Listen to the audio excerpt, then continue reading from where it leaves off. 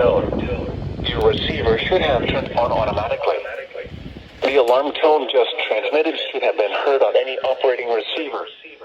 The alarm tone will be used to alert you in times of threatening weather, and will be followed by a watch, warning, or emergency message.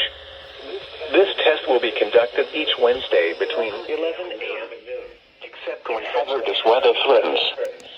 The test will then be postponed until the first fair weather day.